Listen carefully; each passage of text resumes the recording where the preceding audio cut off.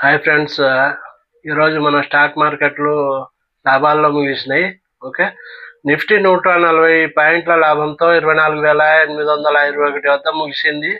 సెన్సెక్స్ కూడా 446 పాయింట్ల లాభంతో 81,337 వద్ద ముగిసింది. ఓకే, నిఫ్టీ బ్యాంక్ 137 పాయింట్ల లాభంతో 56,222 వద్ద ముగిసింది. లాస్ట్ 3 డేస్లో నష్టాలు వస్తున్నాయి. వరుస నష్టాల కారణంగా ఐటీ, మెటల్, రియల్టీ సెక్టార్స్ అట్రాక్టివ్గా కనిపించడంతో ఇన్వెస్టర్స్ ఈరోజు బై చేసిండ్రు. ఈరోజు పాజిటివ్గా నడిచినాయి స్టాక్ మార్కెట్స్. ఏషియన్ మార్కెట్స్ కూడా లాభాల్లో కొనసాగడము కలిసొచ్చింది. డాలర్తో పోల్చుకుంటే రూపాయి మార్కం విలువ 86.81గా ఉంది. ఓకే, నిఫ్టీలో Jio Financial, LNT, Reliance, Asian Paints, Eicher Motors లాభపడినాయి.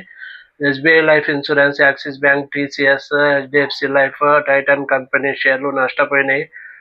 Nifty mid cap index 465 పాయింట్ల లాభపడింది. నిఫ్టీ స్మాల్ క్యాప్ ఇండెక్స్ 186 పాయింట్లు లాభపడింది. ఇండియా విక్స్ వోల్టాలిటీ ఇండెక్స్ 11.52 వద్ద ఉంది. Reality, pharma, health care sectors ఈరోజు లాభపడినాయి. ఎన్ఎస్సిలో 1744 స్టాక్స్ పెరిగితే 916 స్టాక్స్ నష్టపోయినాయి ఫ్రెండ్స్. Thank you.